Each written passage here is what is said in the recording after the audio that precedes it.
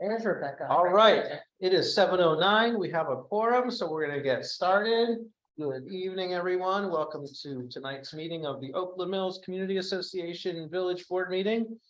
We're gonna start with our usual couple of administrative items. The first being approval of the minutes from our June 13th meeting. Is there a motion to approve? Motion from Bill, second from Warren. Any discussion of those minutes?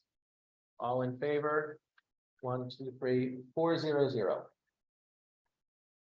All right, next up is approval of agenda for tonight's meeting. Is there a motion to approve?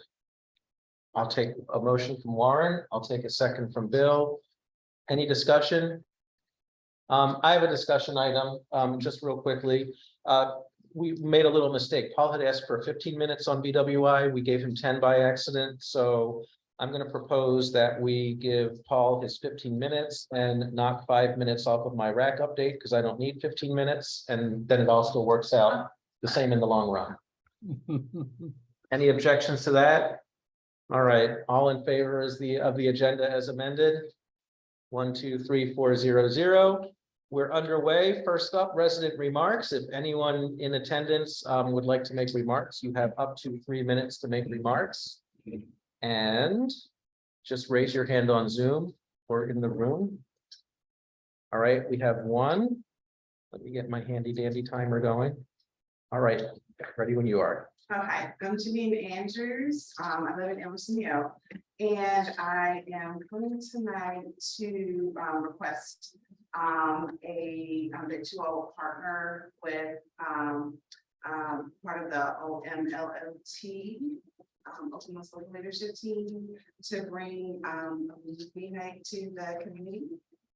So it's raised by the Hispanic community, and just hoping to help fill that need and help just bring the community together and outdoors, preferably since it's summertime. So if there's like the Dunkin' Donuts, like a networking spot or or something like that available, and if you guys would join it with us, that would be great. Okay. When are you looking into having it? It should be sometime this summer. They're just waiting to get the details and we can set a date. So it's just one night? So far, it's just one night, but if it goes well, I think if the community would love to have more, and if you guys are up to it, I think that would be something nice to engage. And not just Hispanic, but other. So how do you pick the movie? They voted on one already. Do you know what it is? Encanto. It's pretty popular. The kids love it. I support this. Okay. And what would you be looking for from us in a partnership? Well, however you guys want to help, we would deal with arranging everything and getting the theater rental. We would deal with everything that entails, like the speakers and the screen. We would take care of all of that. We would just need you guys help with acquiring the space for it.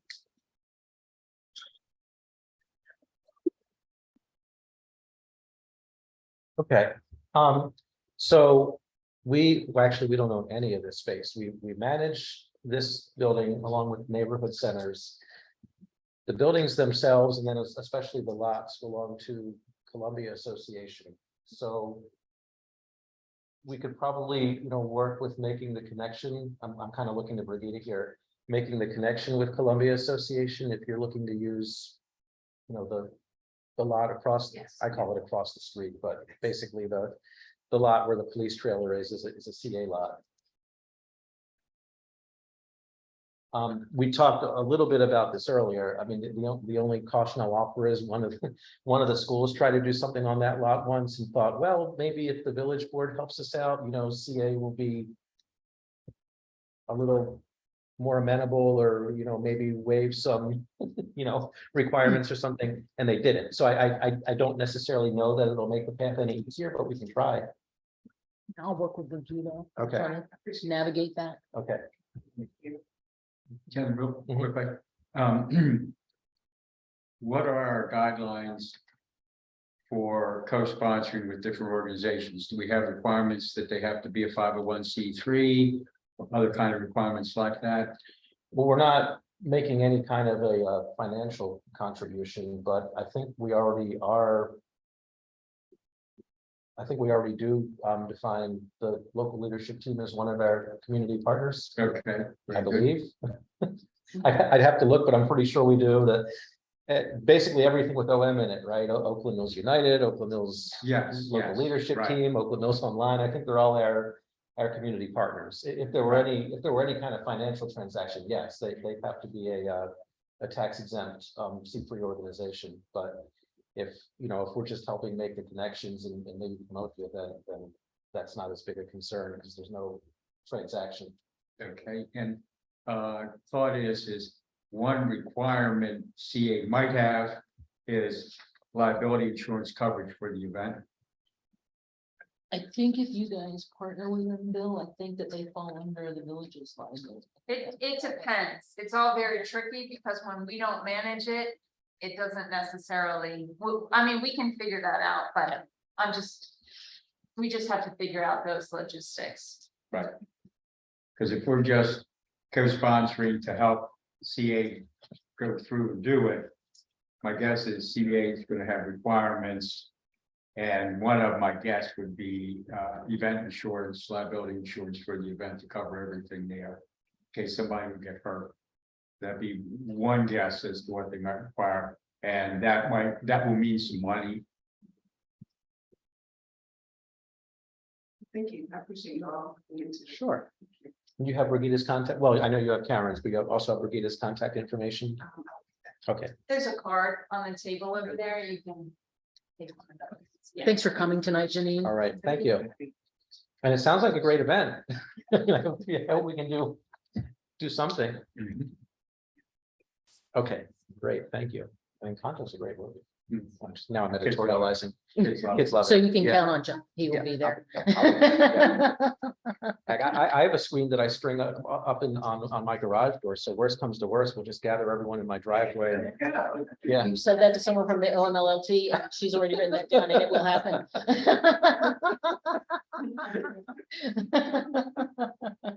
That was one of those, COVID coping strategies. We got a projector, we got a screen, we did outdoor movies in our court. Yep. All right.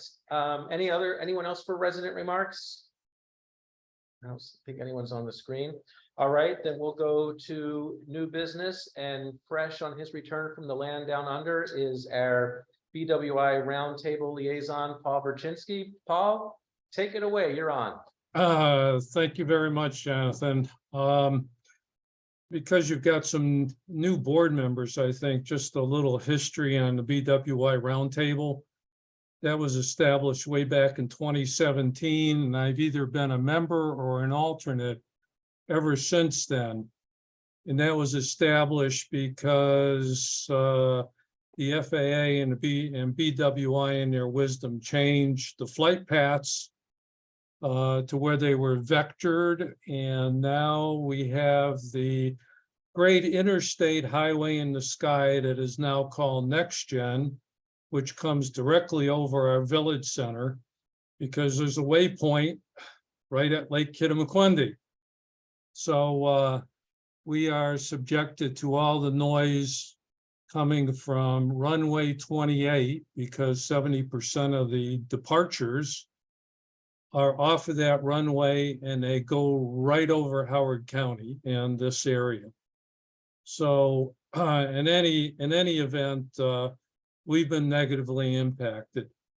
So that's kind of a little bit of background. I want to go over 3 items that I think are of concern or you should be weighing in on as a board. The first is the FAA is looking for comments on how to potentially change the 65 DNL, which is the noise metric. And I'll tell you why. The second item is Maryland bills SB 162 and HB 204, which passed, which amended the Maryland Aviation Commission. And the third item is, so what's happening with the flight path? So those are the three I want to cover. So let me start off with the DNL. There is an important opportunity for citizens to comment on overflight noise. The Federal Aviation Administration has posted an opportunity for citizens, HOA, and others to complete a survey and provide comments on current policies and the use of DNL to measure noise. So they have a website which I can give you offline. They also have a webinar. I'm going to talk about what was provided to us by Senator Van Hollen's office.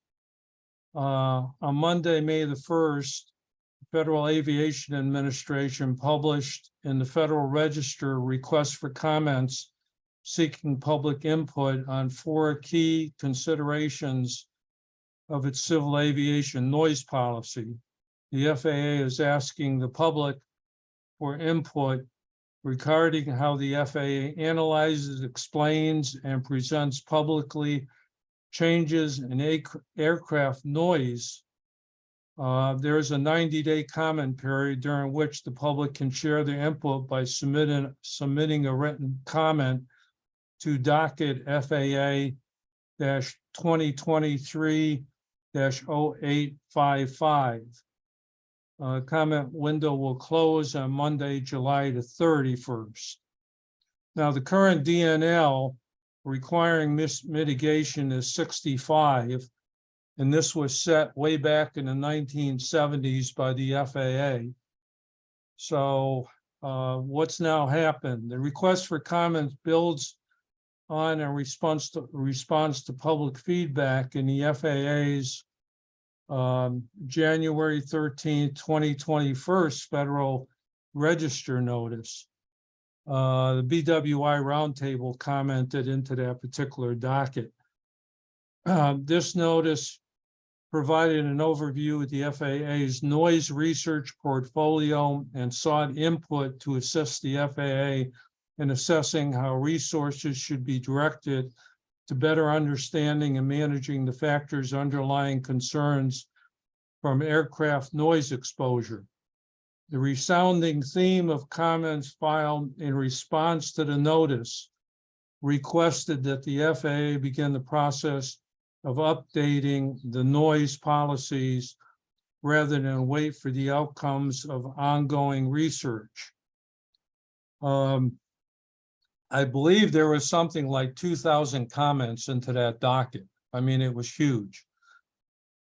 The FAA launched the project website, and I can give you that website. It goes through the usual HTTP and all the rest of that, which provides updates, resources, and access to webinar recordings. And there's also a Spanish language website to expand the outreach efforts. So that's the first item. The second item is amending the Maryland Aviation Commission. That was basically comprised of folks that were supporting the commercial side of the Maryland Aviation Administration. SB 162 was sponsored by Senators Lamb, Beadle, Elfreth, and Gazzoni. HB 204 was sponsored by Delegates Hill, Bagnell, Chang, Feldmark, Grossman, Gazzoni, Lehman, Ruth, Terrassa, and Ziegler.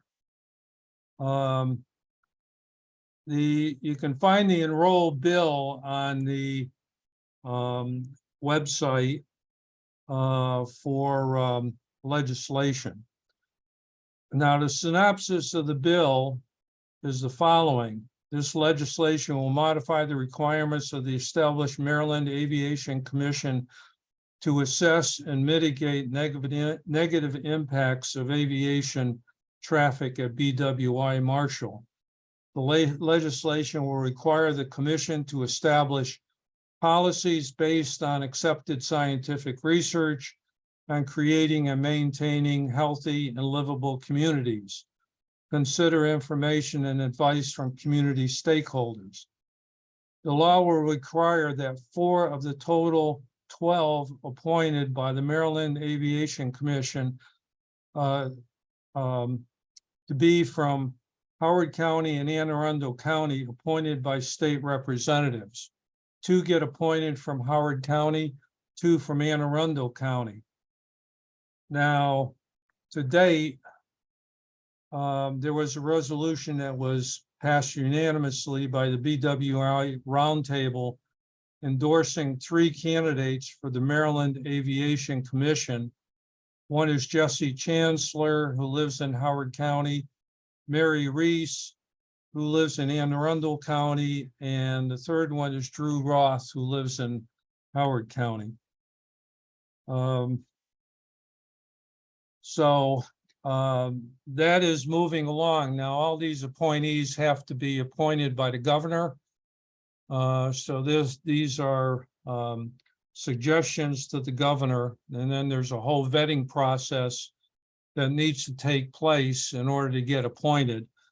And I know about that because I'm on the Zero Emissions Electric Vehicle Infrastructure Council, and I had to go through the same vetting in order to get on that council. The third item is the next gen flight path update.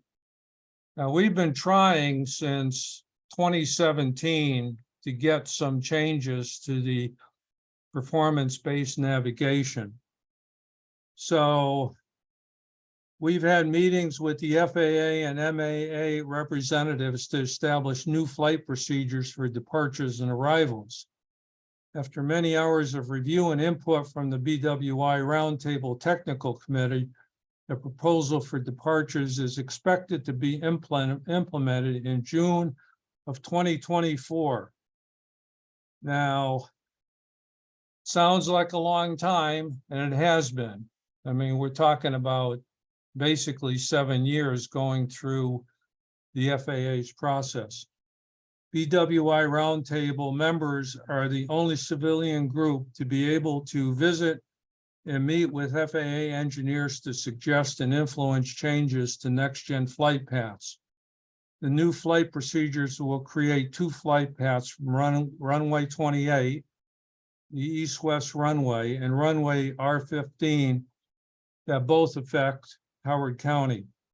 The FAA originally proposed the plan back in 2017-18, and it has taken this long to have FAA review the proposed changes and vet them to be published for the airlines and pilots to go live. 2 flight paths will create roughly a 70-30 split of the traffic leaving BWI over Howard County.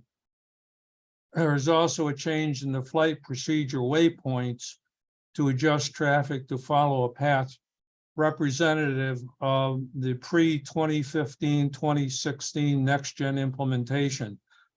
This was done to give some flight dispersion and relief to the areas of Howard County that are currently receiving constant overflights, or as I prefer to put it, the huge interstate highway in the sky.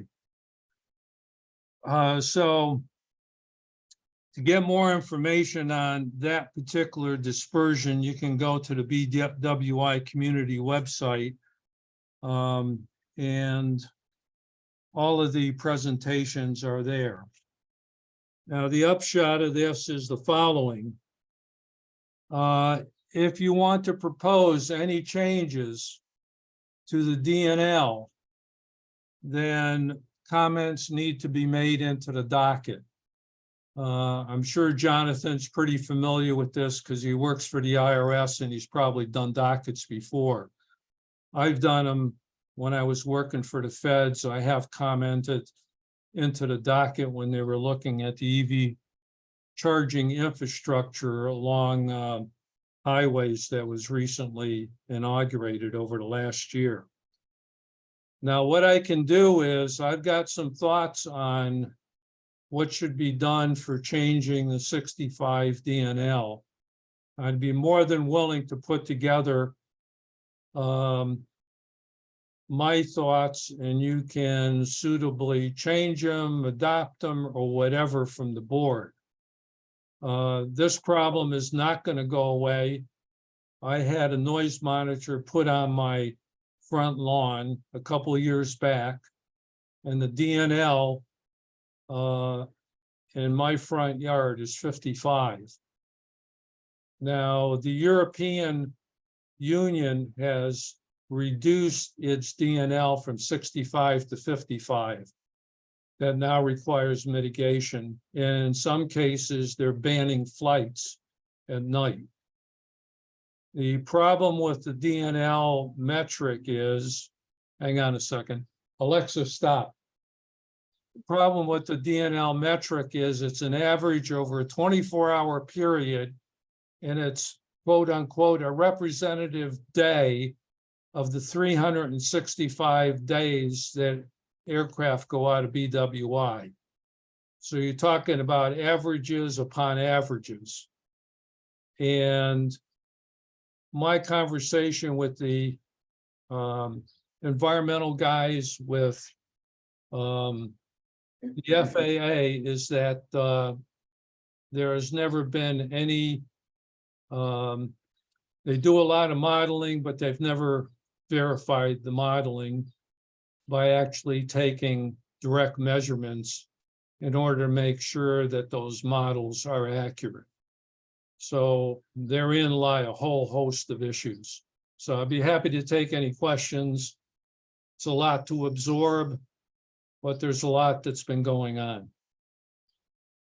So Paul, you actually answered my first question, and that was going to be, since I don't think any of us are experts on DNL, could you basically write what you're looking for us to support? Because I think we're going to defer to your expertise.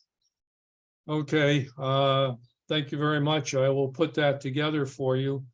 And you know, I know that I will do it probably within the next 2 weeks so that you can bring it up at your next meeting. The second thing was, you mentioned the Senate Bill 162, House Bill 204. So I pulled that up on my phone and sent a link to everyone while you were talking about them. I really couldn't read it because I wanted to focus on what you're saying. So my understanding is that those bills amend the commission, but those bills don't necessarily determine who gets appointed, right? That's a separate process, or did I misunderstand? No, you heard correctly. It's a separate process for the 4 appointees, which are going to be community members, 2 from Howard County, 2 from Anne Arundel County, and the people that are responsible for making those recommendations to the governor are Senator Lamb, and I forget who the other senator is from Howard County, and also the 2 senators from Anne Arundel County. So there'll be a community voice on the commission, which there has never been before. As I said before, all of those folks have been either folks from the airlines, folks from BWI Airport, et cetera, but no community members. So that's a huge plus. Does the public also get to weigh in on who those nominees are, or is that pretty much handled by the assembly? Now, if anyone is interested in serving on that commission, they should put their name in the hopper and send that to the governor's office. Okay.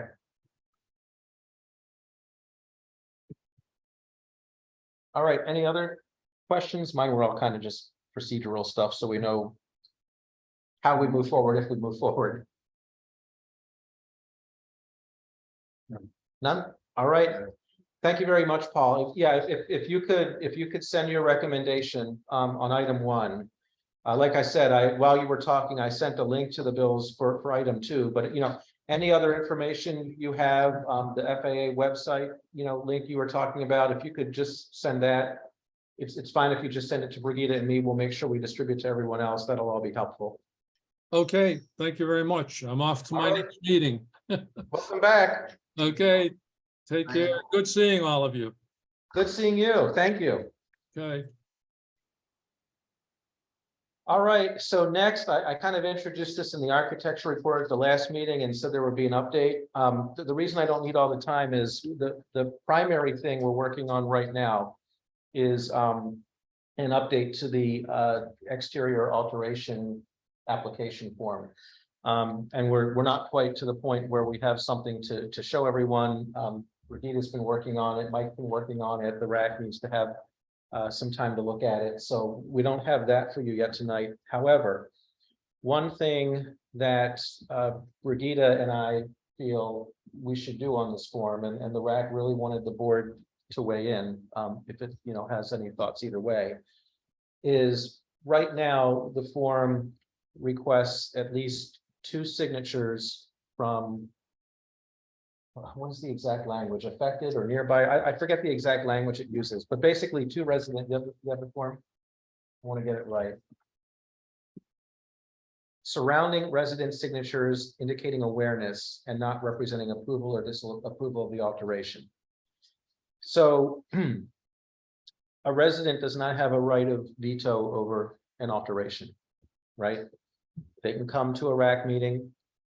They can come to a board meeting on an appeal. They can present any information they have, but ultimately the resident who wants the alteration fills out the application, they submit it, the RAC discusses it, the RAC makes a recommendation to usually the architecture chair. The architecture chair makes a decision. If the resident is happy with that or accepts it, that's it. The resident either does their work or doesn't, depending on the decision. If the resident doesn't like the outcome, they can appeal to the board. The RAC has had issues when it comes to signatures. If they're getting forms without signatures, they're sometimes tabling it, or sometimes approving it on the condition that the resident get the signatures before the architecture chair signs it. And basically, CA's former counsel, I guess two ago now, Sherry Faneroff, said that you really can't require signatures on exterior alterations, because require them or sending the forms back when they don't have them effectively could give residents that power of veto, because if no one will sign your form, you can never get it through the process. Now, there's some on the RAC who feel that it's neighborly and it's the right thing to do to get those signatures. So what Brigitte and Mike and I talked about, and the direction we'd like to move, but the RAC wanted the board to hear and weigh in if you have an opinion, was that we'll still have the signature option on the form, and we'll have some language basically saying they're preferred, or we recommend that you make your neighbors aware, but we're no longer going to table a form for lack of signature. We might table the form for lack of information relevant to the alteration, right?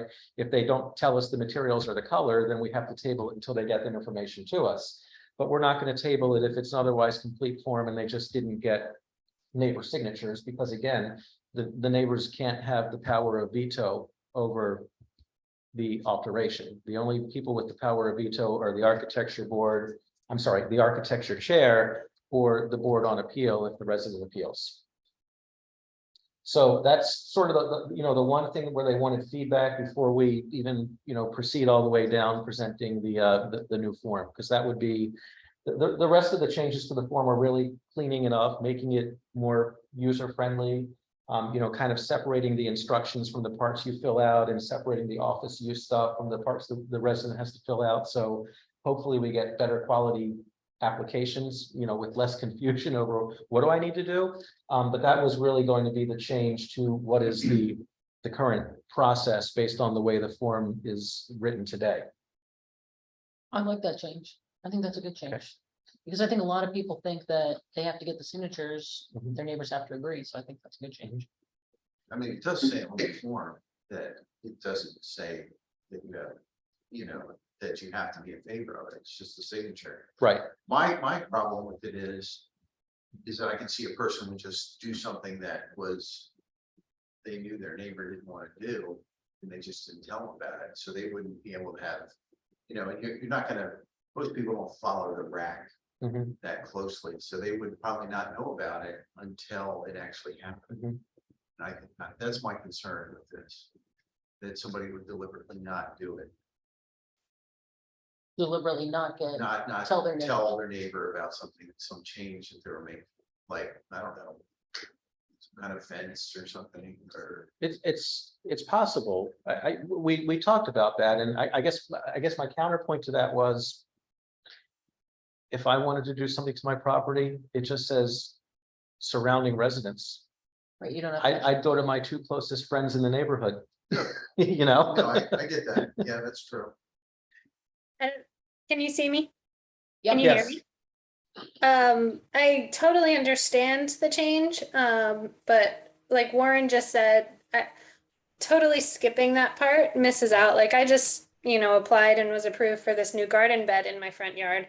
And originally the garden bed was white. And when I had my neighbor sign it, he was like, I think I would like it better if you painted it brown. And I was like, actually, that would be fine with me. And if that makes you happier. And so like, we would have never had that conversation. And then I don't know if I would have been approved for a white garden bed instead, but then he would be fuming next door, not having ever gotten to talk to me about it. So that would have been missed.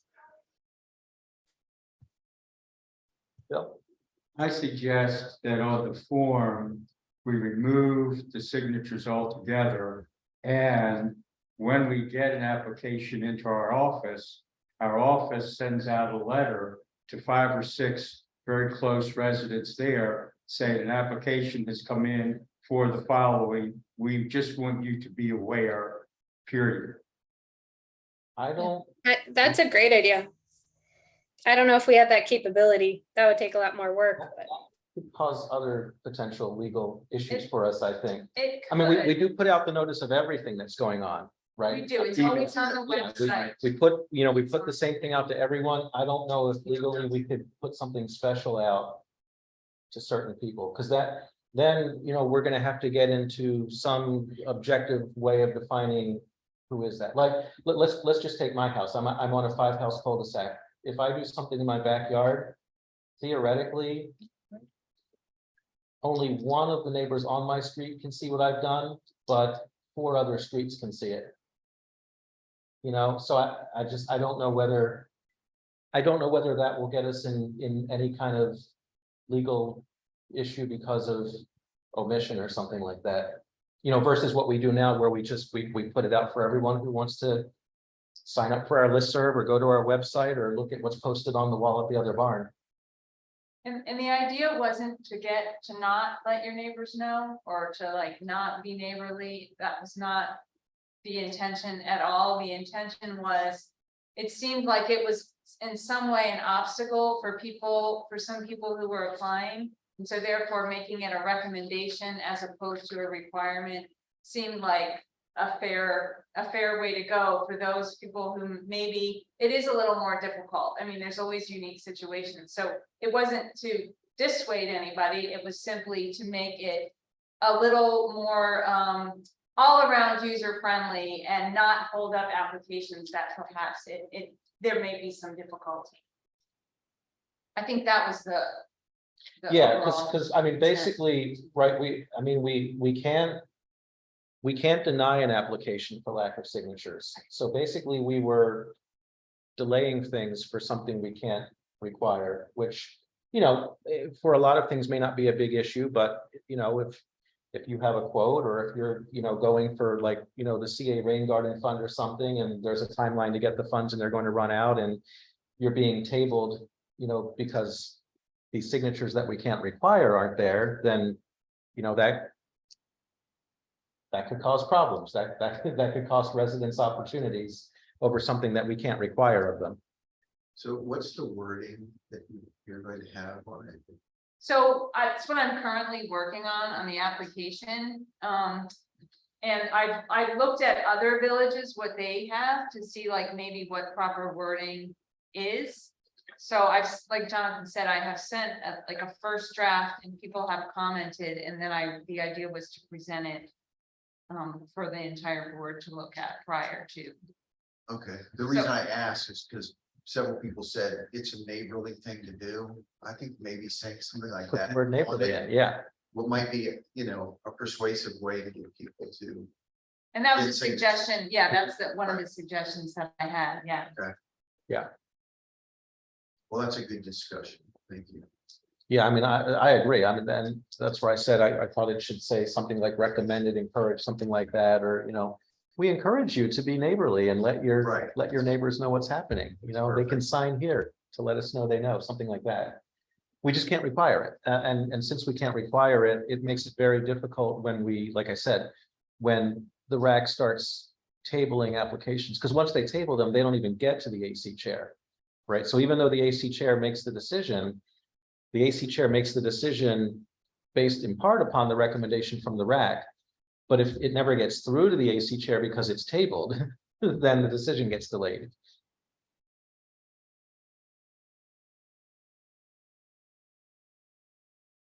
You don't need anything from us tonight, right? You're gonna work on the wording. Yeah, no, like I said, just that's kind of that's the main thing on the form that would change basically the way that change a bit the way the RAC is currently operating. They would know if we change that on the form, they would no longer be tabling applications for lack of those signatures. Everything else is, like I said, really just cleaning it up and making it more user friendly.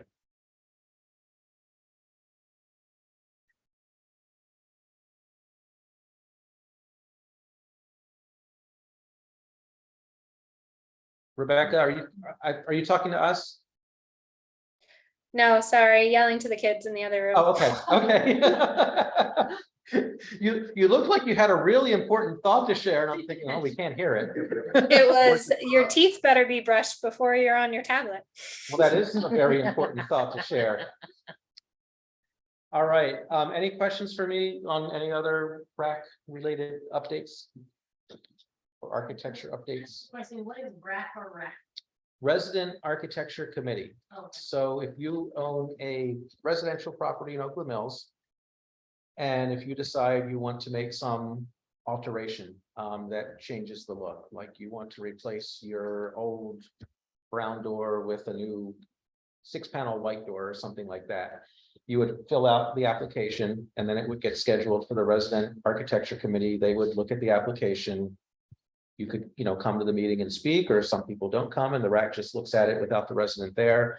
And then, you know, they would basically check that against our covenants and our guidelines, and they would make a recommendation to the architecture chair about whether that should be approved as submitted, approved with alterations. Like maybe they'd say, well, you can have the 6-panel door, but because all the rest of the trim on your house is brown, it can't be a white door, it has to be a brown door. Or it could be not, you know, denied with a reason for denying it. The architecture chair ultimately decides whether they're going to agree with the RAC's decision or make their own decision. And then if you disagree with the architecture chair's decision, you have the right to appeal, and your appeal comes before the village board, but it comes before the village board sitting as the architecture board, which basically means Warren, Bill, myself, Rebecca, poor Karen is welcome to attend those, but doesn't get a vote on archecture matters either. Or maybe not poor Karen, maybe it's like, One time I I'm was thrilled I don't have asking to get for into that. parking pads. I thought not question, but maybe, I don't know, concern or suggestion. At what point do you take into consideration the board? At what point do you take into consideration changing, things that are happening in architectural world? Like, for example, if I were to get underground that is in Hollyport, it's almost impossible. Nobody has that ground anymore. That was from 1973. So Can I ask a question about that? I think that they have their own homeowners association, don't they? And you guys operate under your own homeowners association guidelines. And in those cases, I think, don't they take precedence? The more restrictive. Yeah, guidelines, so I will just take tell this as a former precedence. townhouse owner, Harriet, in that particular case with the brown paint. They need to find you something that is as close a match as possible, and they should be able to tell you exactly where to buy that. yeah, for example, our covenants or even our guidelines don't go so far as to specify like the Right. exact Pantone, So that's actually part of the discussion, right? You might come in and show a door that's a lighter shade of brown than what was there. And in that discussion in the meeting, you might say, no one can mix that for me. They don't make that. And that's where the rec would go, oh, that sounds reasonable, but yeah, we're okay with that lighter shade of brown. And again, it's ultimately up to the architecture chair. Now, in terms of like, how do we change we can't change the covenants, right? Because we're legally bound by those. When you buy, you sign off. And Guys, look at it every 5 years, 10 years. no? we can review our guidelines, and in fact, we're starting that process now, Yeah. so we'll be doing that this year. But the covenants are, I mean, those are legal documents, and everyone who buys property basically signs on to that. So, as a board, you wouldn't want us to be able to change those, because then we can just basically change the rules that you signed up for, when you bought your house. So, if we just suddenly decide on a whim, hey, we want to change the covenants and say, you can't, let me make up something totally absurd, you can't have driveways anymore. Well, What I'm saying you is, wouldn't want that. ever sit down and say, even if the covenant and it has legal ramifications if anything is done outside, do you guys sit and say, oh, every 5 years we should look at it and bring it to I don't know how you get to change it, if you have lawyers in the room or residents, but do you have that? We do, That's part of this we do regular reviews of the guidelines. The covenants, no, that would actually be a major legal undertaking that we Yes. probably can't All the even villages afford have to to do go right on now. it. Yeah, Like Yeah. everybody would have to go, everybody in Columbia.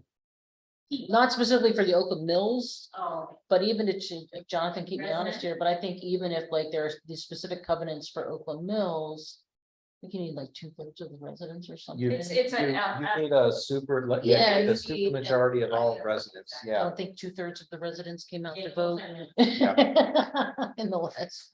So the guidelines, yes, are changed. But the guidelines are changed, and those are, if we're changing them, those are discussed ultimately among the board, in open meeting where residents have the opportunity to weigh in, and we're actually starting that process. We're waiting to get too far underway until we have a permanent architecture chair seated, but we are starting that process this year. We've already started talking to the covenant advisor and members of the RAC about looking at the current guidelines and sort of making suggestions for where we might want to start making some changes.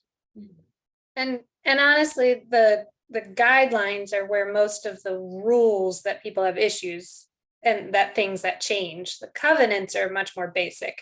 So they're Yes. not really things you want to change, but the guidelines are more like the colors and the architectural decisions and materials and all that stuff. So You get a fence. yeah, so that's more the stuff you want to change anyway, that you care about.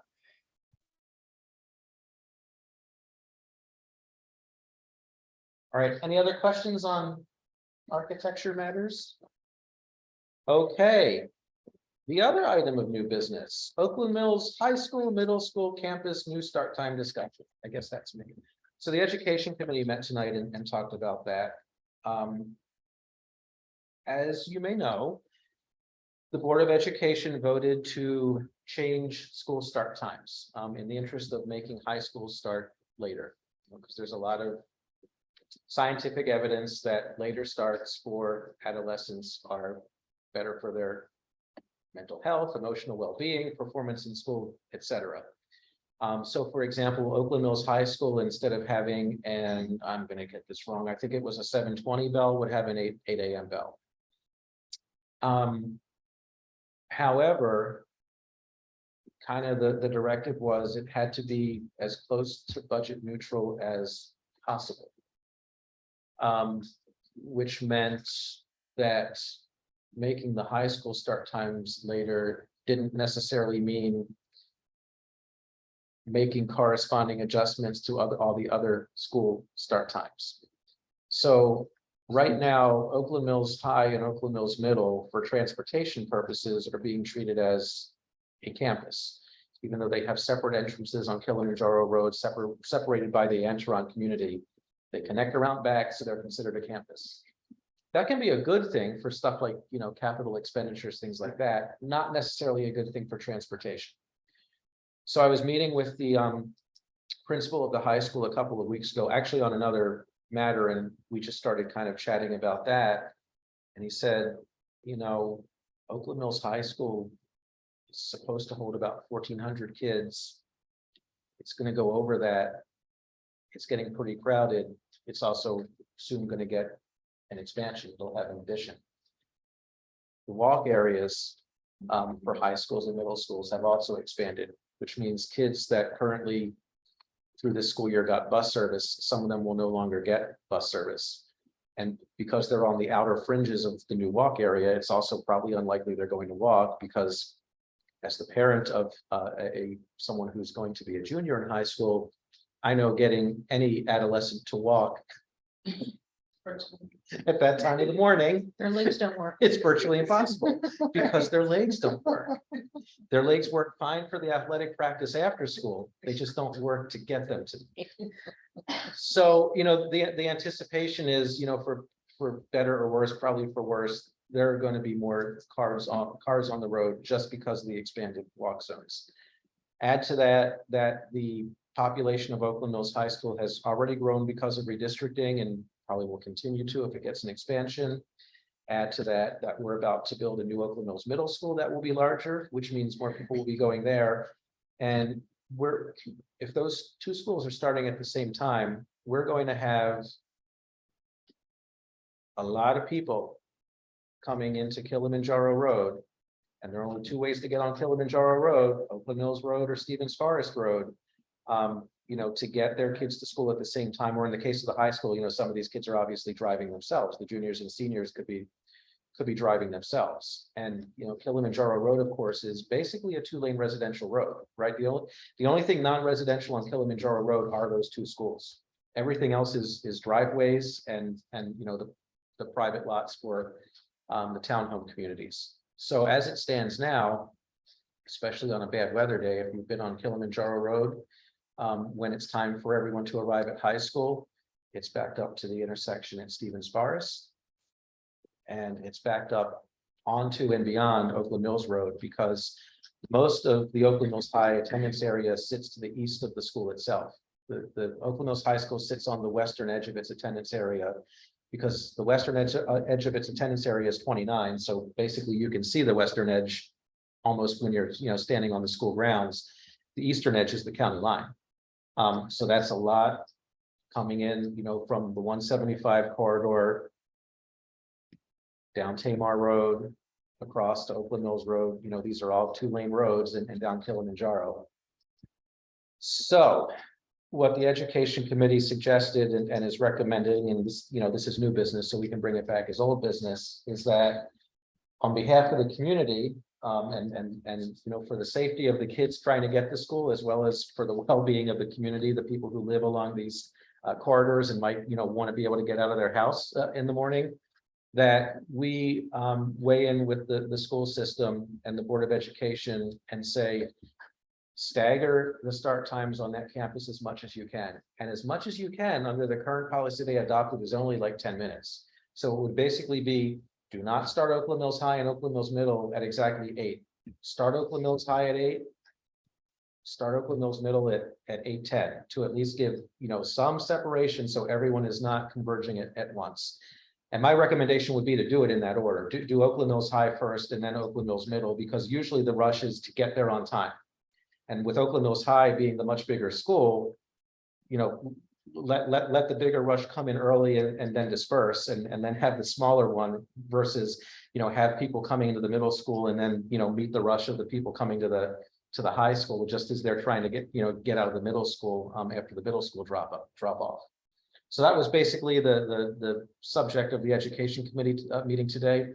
The one piece of good news is the school system was going to do combined busing for the campus, meaning they might have seniors riding with sixth graders on the same bus. At the meeting, the Board of Education meeting last Thursday, they said, no, we're not going to do that. We are not going to do campus busing. So that at least came off the table. But the actual start time is still, to be determined, but it's going to be close. It's not like we can say start one at 8, start one at 9. It's more like start one at 8 and start one at 8:10. Please don't start them both at 8, because that's a lot for Kilimanjaro Road to handle. Even if we could do all we could to encourage every walker to walk, they're not going to. Trust me. Buses navigate through that though, so. Well, that's the other thing, and that's the other thing that brings a lot of traffic. I don't, depending on how carefully you follow all of this, there are a lot of issues with buses picking up on time, arriving on time. So there are, and I don't have statistics, but there are a good number of people on any given day who basically end up having to get into the car and drive to these schools because the bus isn't on time. Well, what is And that's true of all this. I mean, that's not a unique to Oakland Mills problem. That's true across the system.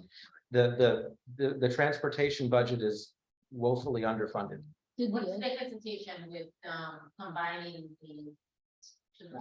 Well, for me personally, I have a 10-year-old, and it's just the mental fortitude of a 12th grader and a 10-year-old that's getting in the 6th grade. Sometimes kids can be mean and it can be harsh, the little ones with the big ones, and it's already on the school bus, 11th, 10th, 11th, 12th graders, they bring. My mother was a teacher at a Hammond, and she's took kids on field trips on buses and stuff, and it'll get a little wild. And for a 10-year-old or 11-year-old or 12-year-old to be on there with a 14, 15, 16-year-old, even 18, some of the kids, it could get bad for the young ones. They can't defend They themselves. tried it, like, what I'm saying is, sometimes you hear discussion and you go, oh, no, we can't do that, but have you actually tried it? The reason I say that, I'm from Jamaica, and Jamaica is very different from America. Yeah. I'm not saying that they should adopt certain systems, but in Jamaica, high school starts at grade 7, which means you can enter high school at 12, and then it goes up to 12th grade. And if you don't go to college right after 12th grade, there is so you can be in school with a 12 and a 18-year-old, 19-year-old. So we're so accustomed to that in Jamaica, and the older ones would always take care of the younger ones. So when I'm not aware of them trying it in this jurisdiction, but they've already taken that off the table.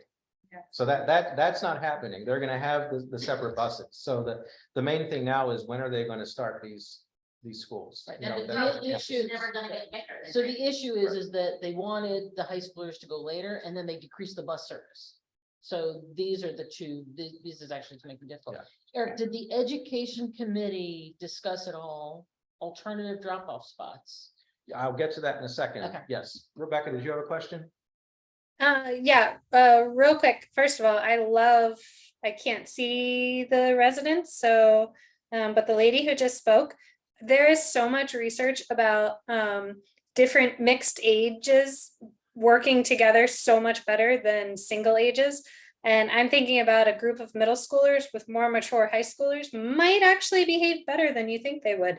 But that's off the table anyway. What I really wanted to say was the question you said earlier about splitting the start times. And I know it's only 10 minutes difference, but do you think that that might cause more traffic? Because then, you know, my middle schooler and my high schooler who both need to go, the middle schooler is not ready. So I'm going to take the high schooler and then come back and the middle schooler will have a different ride. Like, do you think that it will end up splitting rides that previously would have been combined?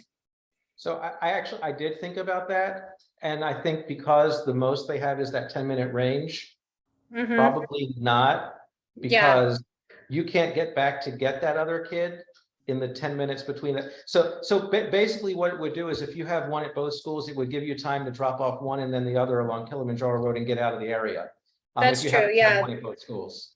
It might encourage the carpooling because you don't feel like they both Right. have to be at the door at the same time. Right. Just Right. trying to look at it from all ways. Can they entertain a new entrance when they build the new middle school? So that's the other thing I wanted to talk about. Right now, the renderings of the new middle school, I think, are pretty notional. If you look at the rendering of the new middle school, it does appear that there would be some kind of change to Santiago Road, some kind of turnoff. I don't know whether that would be like a service entrance to get the trucks in to lift the dumpsters or what that would be. And I also don't know whether how notional that rendering is, because the school system can only do what's on its property, right? If they're going to alter Kilimanjaro Road or Santiago Road, then county public works has to get involved in that. But one of the things we talked about, and one of the things, we might also want to do, maybe not in this first contact we're talking about making with the school system over the start times for next year, but as we talk to the county and the school system about what that rebuild and that expansion of Oakland Mills High School will look at, is make better use of Santiago Road.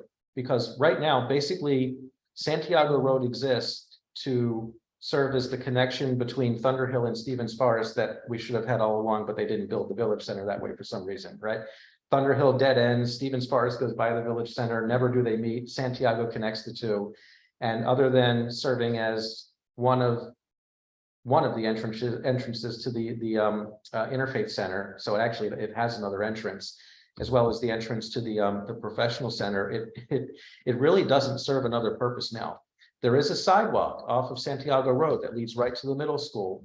There really is no direct access from Santiago Road to the high school.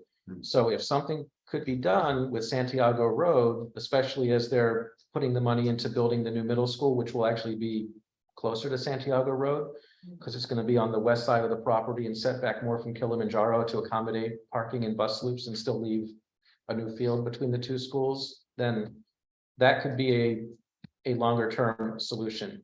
I'm doubtful that's a short term solution, because I don't see the school system and the county agreeing to invest in something like that now when they know they're going to tear all that up to build a new building, basically starting next year if everything goes as planned. What about the access from Blandair to the high school? How safe is that? Like, if you dropped your kid off in that area, like, is that safe for them? I'm trying to think of how wooded that is. I have not walked that path yet, but how? Oh, I mean, Like, if you want, because that is direct access to the high school, right? Because that's overflow parking from Blandair Park. it's not completely. I wish we could like control the screen and pull up the satellite view. Right. It's not completely direct, because basically you would have to drop off kind of on the east end of Blandair Park, where all the parking and everything is, and then they'd have to make their way through the park and on the multi-use path and then into the back of the school. So Yeah. it's not. I mean, the other option is like, that path that kind of runs by Emerson Hill, but that's not a good place to drop off on Thunder Hill Road. I was thinking, right there. by Right. I mean, there Shadowbrook. That's really just aren't, not there really aren't optimal. safe. I mean, you school could drop them accesses. off at the ice rink, but then they have to cross the Yeah. street, so that's not. And of course, none of that is something that the school system would officially endorse, because for safety, they're going to say, you need to use our carpool routes. Anything you do out on the roads is dubious legality and also of dubious safety. Yeah. So that's the other challenge with that, because that's what goes on like at Stevens Forest, where they're constantly saying, drop off on Stevens Forest Road, Yes, we know their shoulders, but you're jaywalking, you're putting your kids in danger. Please just use our carpool loop. We have people there to help you. We have, our staff out there in the morning. They can't do that off of school property. That is what will happen though. It is what During happens, COVID, yes. That's what happened. We saw people pulling up in our driveway. They were in the front of our house. They were in the back of our house. They were coming from Blandair, dropping their kids. They were doing whatever it took to get those kids. And Janine, I'll tell you, when I went to high school, when I went to Oakland Hills High School, they took away our bus service my senior year, and my mom used to drop us off. We were in a carpool, and we would get dropped off in Emerson Hill and take that path to the high Mhm. school. Yeah. So yeah, we were one of the abusers of that. So, yeah, so, I mean, people will do it, and it may be a good alternative. It's just not one that the school system would officially endorse. That's all. Because walking was, I mean, when you think about Thunder Hill, like if anybody there loses their bus service. They either have to go under that tunnel under 175, which I'm not sure a lot of people want that. And because there's just not a lot of kids walking, or you have to cross 175. Or cross 175. Which, Go back to Blandy and drop off. Have you mentioned it to them, or maybe have them even somebody exploring it? Blandy or not? Because these are, if you're talking about the high school, these are young people who shouldn't be, Well, people can, it's a public park. People can choose to do what they want. What I'm saying is the school system will not endorse that. No, I thought you said you had a meeting. I'm saying, is it something that was discussed at the meeting? No, I didn't have a meeting on this subject, no, and this subject of start times came up in a meeting I was having with the high school principal, so no, he would not be able to endorse alternate drop-off locations. what really needs to be considered is restoring the bus service back to what it was.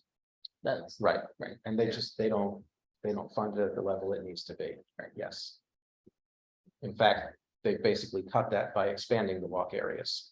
So it's less than it used to be. Yeah, and I don't know if you're aware of this, but they should not be using, and I believe that Dennis Matty, the president of CA, was going to reach out to Board of Ed to see if they're using the CA paths to calculate the walking distances. And they shouldn't be doing that because you're not supposed to be on the paths when it's dark out, and when school starts up, it'll be dark in the mornings, for a lot of the year. So they shouldn't be on the paths. I don't know whether they do use the paths to calculate the walking distances. We don't know if they are or not, but we're Yeah. gonna reach out and make sure. Okay, I know there was also discussion about having a bike lane, instead of moving the sidewalk back. Now, how far that would have sort of at the last high school piece. yeah, and honestly, Janine's children are using all the schools. yes. And the other issue we may be facing in a couple of years, and this is, this kind of falls into the category of good problems. If they start building a new middle school and knocking down the old one, and then they start doing a major renovation and expansion of the high school, They gotta set the kids. they're gonna have to close parts of loops and everything. If you look at what they had to do at Hammond, there's just not enough land there to do all of that without taking things away for a little while. Which will make the situation on. Well, will they have to Kilimanjaro relocate the worse. school kids, Jonathan, do you know? No, they'll do exactly what they did at Talbot Springs. They'll build a new facility in the field.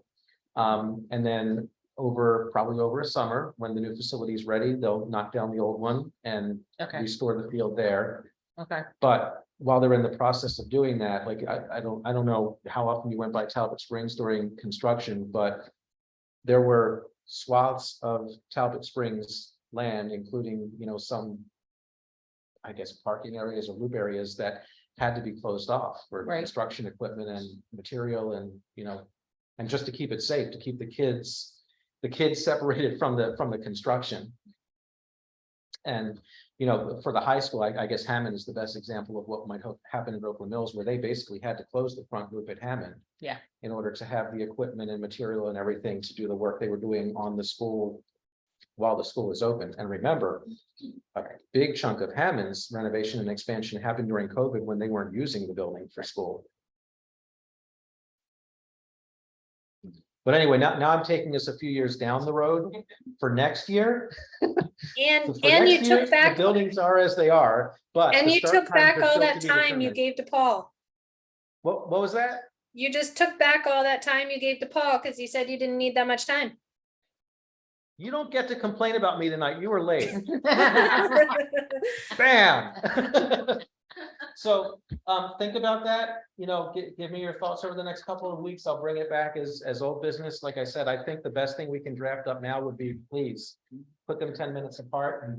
But if you have other thoughts, other things we want to weigh on, let me know. All right, I'm gonna move right into were there any other questions for me on that? Okay, I'm gonna move right into an introduction now. So Brigitte and I had the pleasure of meeting Shar Nato. I just realized when you say your name, Sharnato, that sounds really cool. Sorry.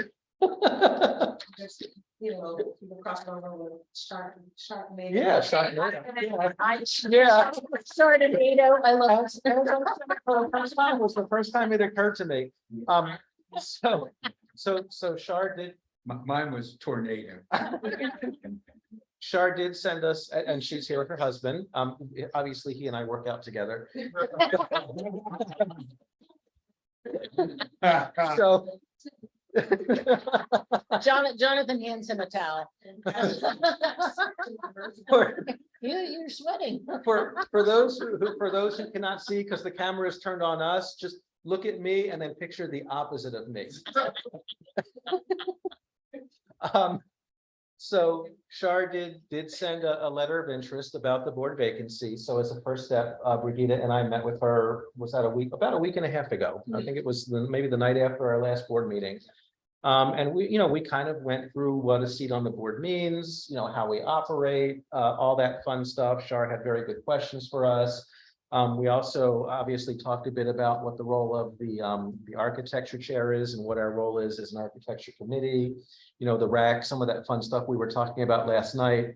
And we didn't scare her away. She came back and she said, I'm still interested. So as a next step, as new business, I wanted to give her the opportunity to meet all of you. Since obviously, collectively as a group, we determine how and with whom we fill our vacancies.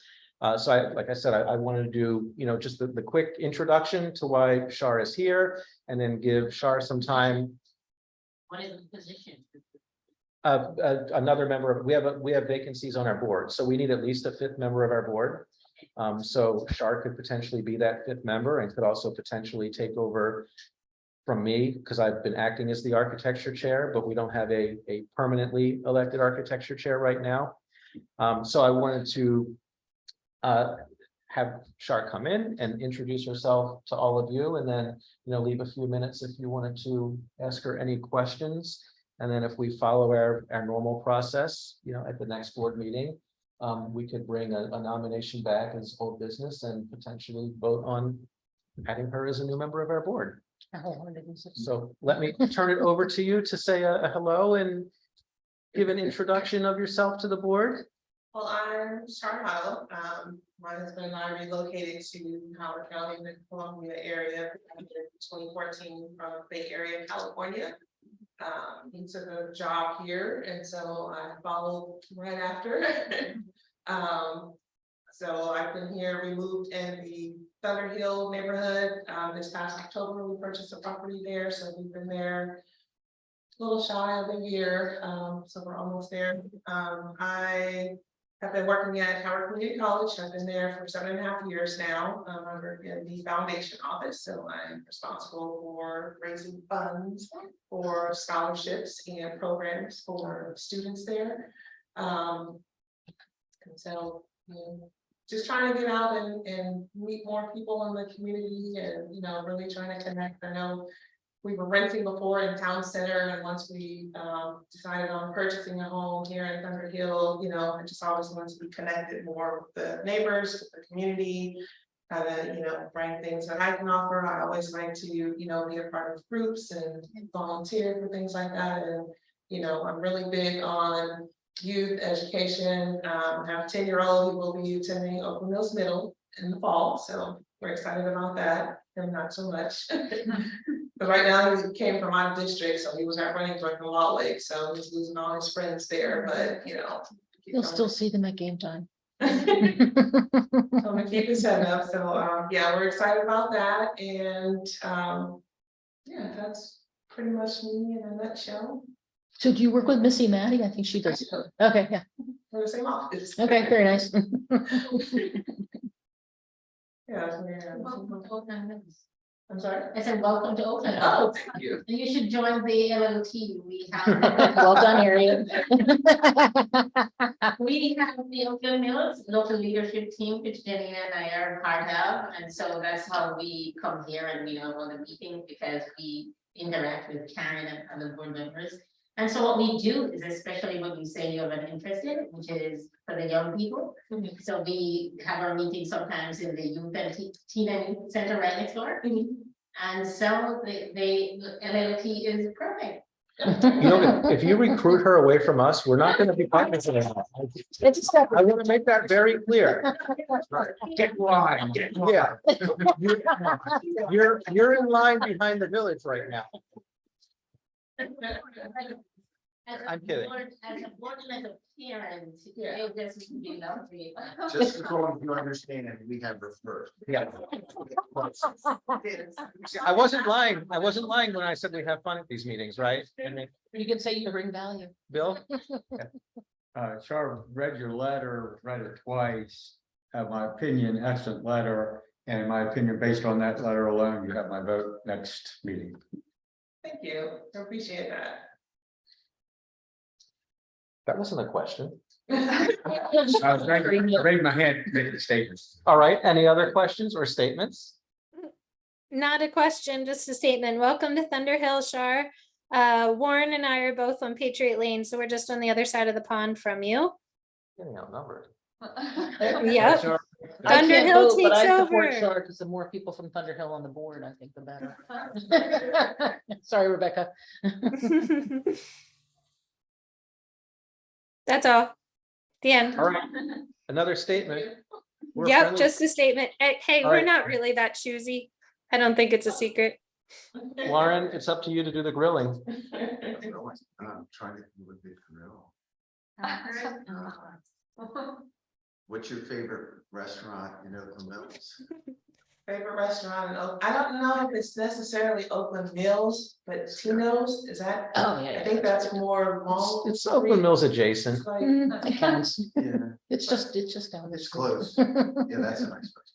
I love Tino's, and they are huge supporters of the college, so, I mean, I have to give a support back, because every event that we have, our Vino Scholastico, which is coming up in April 2024, I'll put the- but they are huge supporters. I mean, Tino's periodic table, I know Wegmans, they do like a big sushi spread. I mean, yeah, we have a lot of supporters like within the area, so. Okay, Jonathan, here's a question. Okay, Shar, do you promise to stay impartial? Do you think that you'd do a good job at that? Or are you gonna always vote for Thunder Hill's interests and things? Or I'm biased. I'm looking at the community as a whole, not just, in my own area. And I Great. think, the areas that we utilize, my family and I utilize, we have friends that are kind of spread out through here. I'm looking at, us as a whole and not just, kind of segments. I feel like, I probably shouldn't say this, I'm gonna go ahead and say it, but when we were, kind of living in the town center area, it seemed like a lot of the focus was right in that Merriweather area. And like some of the other areas around there weren't getting any, the attention that they needed or getting, things that they were kind of voting on. It was, everything was centered around, Merriweather district, or, right outside of that mall. And that was like my biggest thing. It's like, why is everything funneled there when, there's still people over here that are, putting in our times and efforts to, kind of get the things that we need. So my outlook is for, the entire village, not just Thunder Hill. I love that you were even in the know when you were over there renting too. That's awesome. yeah, Yeah. all right, Bill, we're safe. But I'm just so glad because representation matters. Who's the And board member we from have Talbot? to people living in the Mills, and I am so glad that you're going to your part. I hope you say. Other questions? Comments? Well, just like, welcome to the neighborhood. Yes, Yeah. All right, well, I have two questions. One is for the board. Is everyone going to be here for the next meeting? We're Yes. having a next meeting, correct? It is, It's gonna be the second Tuesday in July, right? Yes, July 11th. Do we have to wait until the next meeting? Well, we That don't was- necessarily have to wait if we're willing to waive our new business, old business standards. Anyone could propose that and we could vote on waiving that standard and then we could vote. I propose we waive the standard and. Rebecca knew where my mind was going. Yes.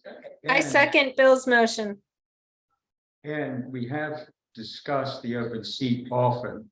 There would only be, Shar would be new, technically new business, but we've discussed the open seat often so that we could say it's actually old business if you want to go that way. And if not, then we can vote to waive the standard to make a vote tonight. I mean, and you could also argue that because Char provided a letter to us, that we've already I am, read about that. We've And- already thought about And that. our great need requires that we waive the, well, and I'm gonna say from the perspective of openness and transparency, we put out an agenda that said introduction of potential new board member. So if we had residents that were exceptionally interested in what's happening and wanted to weigh in, they could be here tonight, either online or in person. So I think we've checked all the boxes. I'm fine with it. Good. So, do we have to vote to waive the rules? Yeah, let's just do it to be formal. So you have a motion? I on the move floor? that we waive the rules to take a vote. It's actually a tonight. standard, not a roll. It's just a standard. I move that we waive the standard and take a vote on the open board position Is tonight. there a All right, there's a second from Warren. Any further discussion on that? All in favor of waiving the standard for this new business item 123400? Okay. Now, would someone like to nominate Ms. Nato to the vacant seat on the village board? I move to nominate Char for the open seat on the board. Okay, is there a second to that? All right. Any further discussion of that? Okay, all in favor? 1, 2, 3, 4, 0. You guys, You don't get to vote until April when she's on the actual village ballot. Yeah. the first time, she already has But strong. I think she already has your vote come April if she decides to go for reelection. Welcome to the board, Char.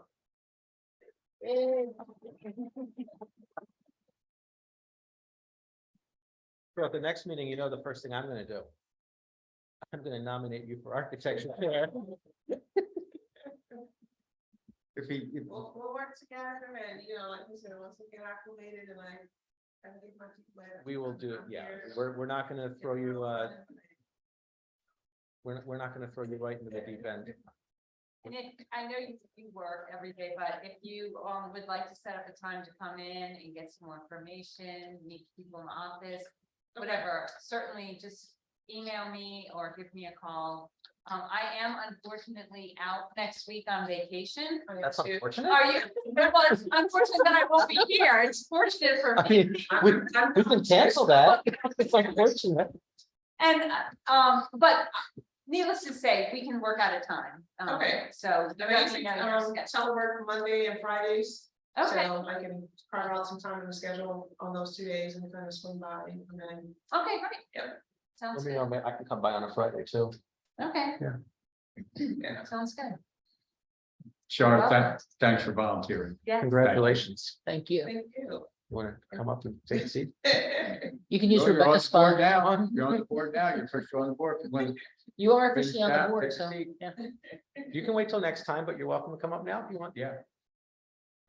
I'll wait till next Okay. time. I'll go to the whole meeting. Okay, very good. All right, so now on to the board chair report. Obviously, Little Caesars finally moved out a year late. They're at Long Reach Village Center now, which we knew was coming. We just didn't know when.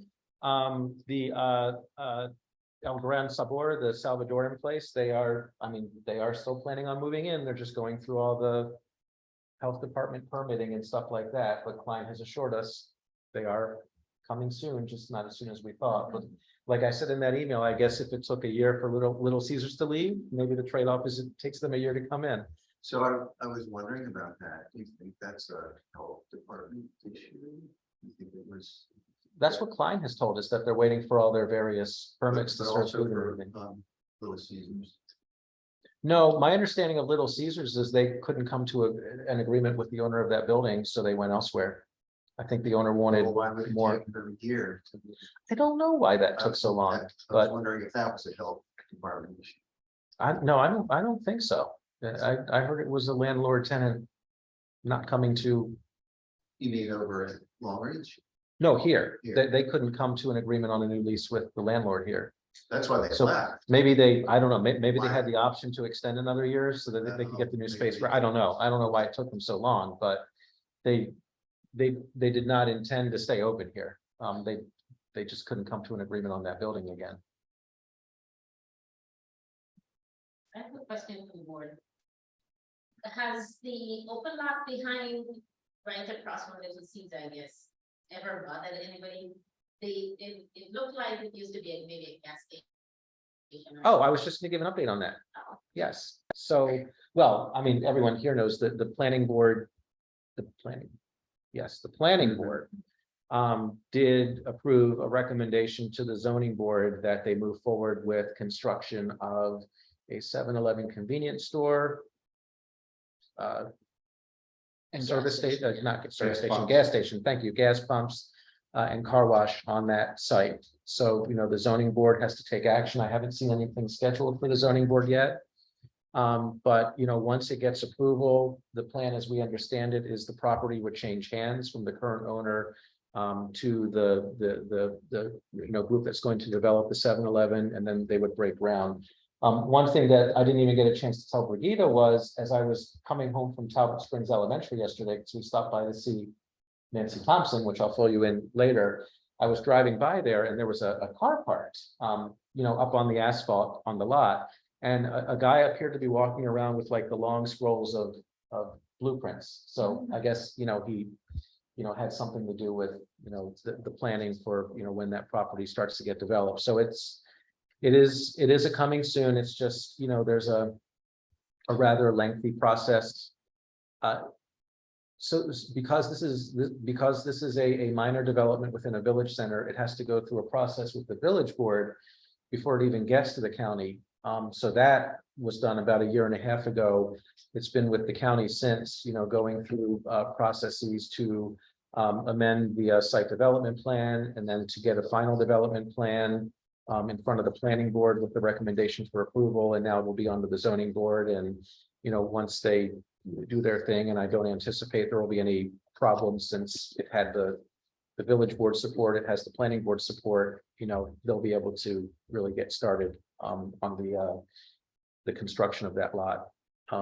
The other nice thing that has happened, thanks to Karina, is you might have noticed that the grass was about 6 feet tall up until a few days ago. So we did get the current owner to mow the lawn, which is kind of a recurring nightmare that happens every spring. We have to remind him that there is grass growing there and it needs to be cut. It was my understanding from Karina, and I'll verify this with her when I see her tomorrow, that the new owners are actually maintaining it now. Oh, good. So Okay. they are the Okay. group that went and had it. But has the property transferred yet? I haven't seen anything about the property transferring. Double check with her. She said something, Oh, Bill, I- you know? I checked the State Department of Assessment and Taxation for that lot. And a few months ago, it changed hands from the people who had okay. owned it since 2013. Yeah, So it was- I think it do was like think- Oakland Forest LLC or something that.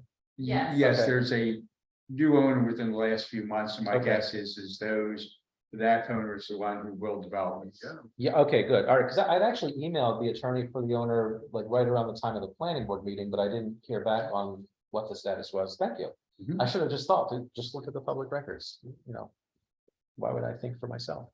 Um,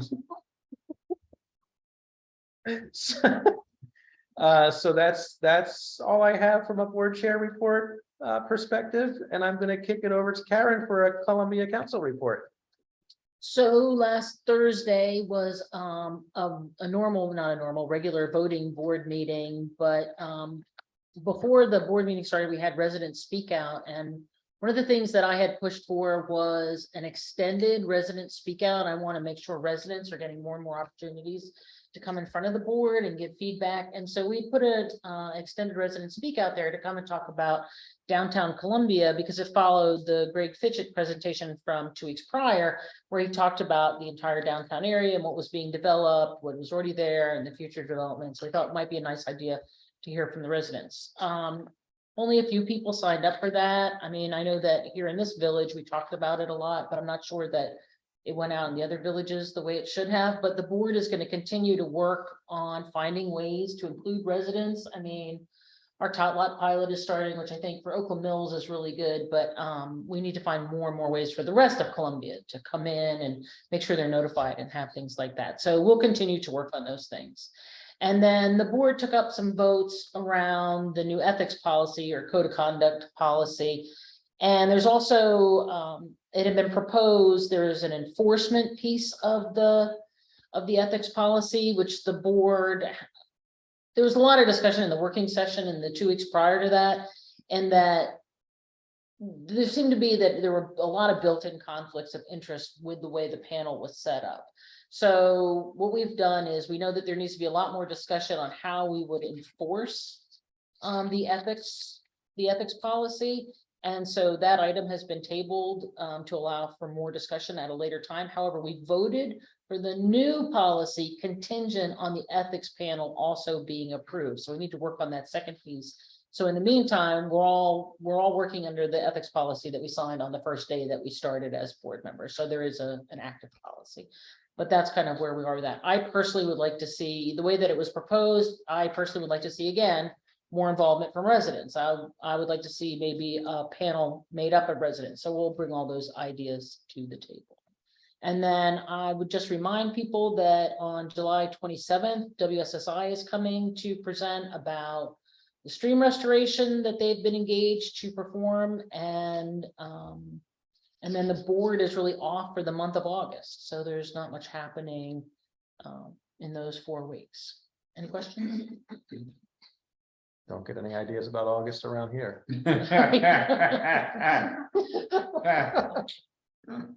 I'll never go to the beach again.